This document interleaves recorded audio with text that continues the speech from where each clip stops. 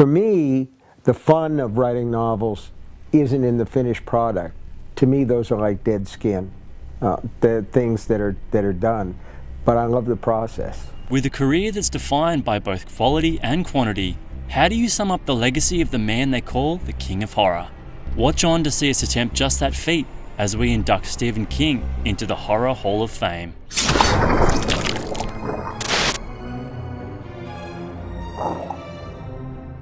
Over 4 decades, Stephen Edward King has haunted our collective dreams time and time again. More than 60 novels, 200 short stories, and over 50 television and film adaptations. It's a staggering body of work by any measure. But what else would you expect from the man who began writing stories at the age of 7? We had a crawl space behind the apartment where we lived in Stratford. Among the stuff were a number of pulp paperbacks, including one by H.P. Lovecraft called The Lurker in the Shadows. And I knew I'd found home when I read that book. Lovecraft may have helped ignite his early passion for writing, but it was EC Comics that would give a young King his first appreciation for the horror genre. A genre he would end up exploring in his first big success. For Carrie, it will be a dream come true. For everyone else, it will be a nightmare.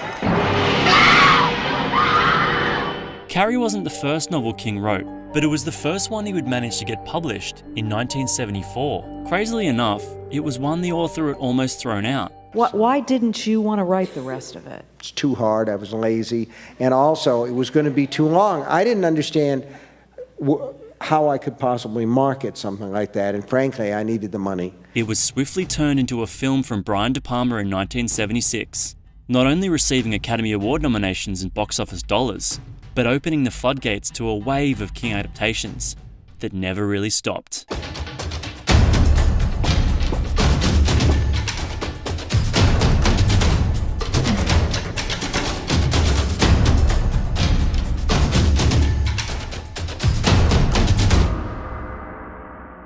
Hollywood, it seemed, had struck a mutually beneficial relationship with the now prolific author, but King was never shy about sharing his opinion on adaptations of his work, even when they involved legendary filmmakers like Stanley Kubrick. When The Shining was released in 1980, the author was somewhat tight-lipped about his thoughts on the beloved adaptation, but in the years that followed he would make his true feelings known, eventually declaring that The Shining was like a big, beautiful Cadillac with no engine inside. He also shared his concerns about the casting of Jack Nicholson, believing Jack Torrance's spiral towards madness would have been more surprising had he been played by someone like Jon Voight, Christopher Reeve, or Michael Moriarty. Perhaps this is what convinced King to take his own crack at adapting his own work. Hi, my name is Stephen King. I've written several motion pictures, but I want to tell you about a movie called Maximum Overdrive, which is the first one I've directed. Wow! 1986's Maximum Overdrive would fail to ignite the box office, signaling the end of King's brief directing career. But the film would eventually be embraced by audiences as a cult classic. You want a war? You got one. As for anyone left wondering why King took such a wild swing for the fences, one need only look at his personal life at the time. Behind the typewriter, he was secretly struggling with a drug and alcohol addiction that would plague him for more than a decade. He would go on to create some of his most acclaimed novels while intoxicated, admitting to having no memory of writing Cujo. King would eventually get clean in the late 80s, followed by a period of intense writer's block, which the author always feared might one day come to pass. But come out the other side he did, proving to himself that despite evidence to the contrary, his true talent always came from within. Writing a novel is like building a little campfire on an empty, dark plain. And one by one, these characters come out of the dark, and each one has a little pile of wood, and they put it on the fire. And if you're very lucky, before the fire goes out, it's this big bonfire, and all the characters stand around it and warm themselves. And that's the way it's always been for me. King's personal issues may have put the brakes on his writing career, but his screen adaptations would suffer no such setbacks, as a fresh crop of films began to showcase his more dramatic work.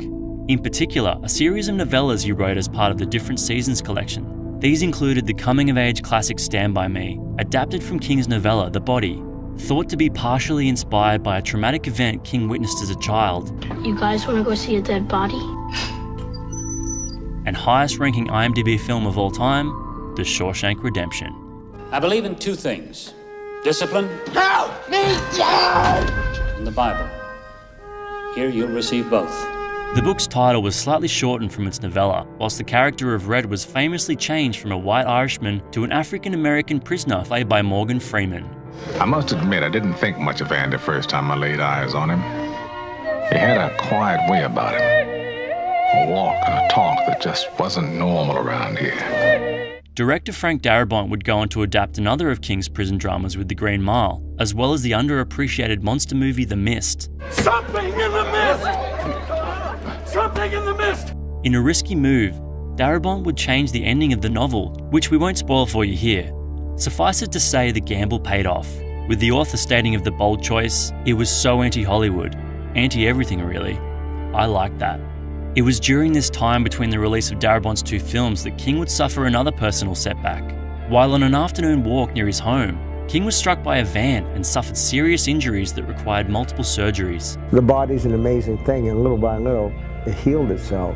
And when that happened, and I started to get some energy back, I wanted to write again. Fast forward to the late 2010s, and with King's back catalogue beginning to dwindle, Hollywood's hopes hung on two high-profile properties. One, a sprawling series of fantasy novels thought to be unadaptable, and the other, a horror remake of a classic King novel originally made for the small screen in 1990. The Dark Tower may have been met with a somewhat lukewarm response, but filmmaker Andy Muschietti, who would replace director Cary Fukunaga, managed to unlock the secret ingredient to both critical and commercial success. With the monster hit, that was it. The film remains the highest grossing horror movie of all time, and was followed by more success 2 years later with It Chapter 2, further cementing Pennywise as one of the great horror characters.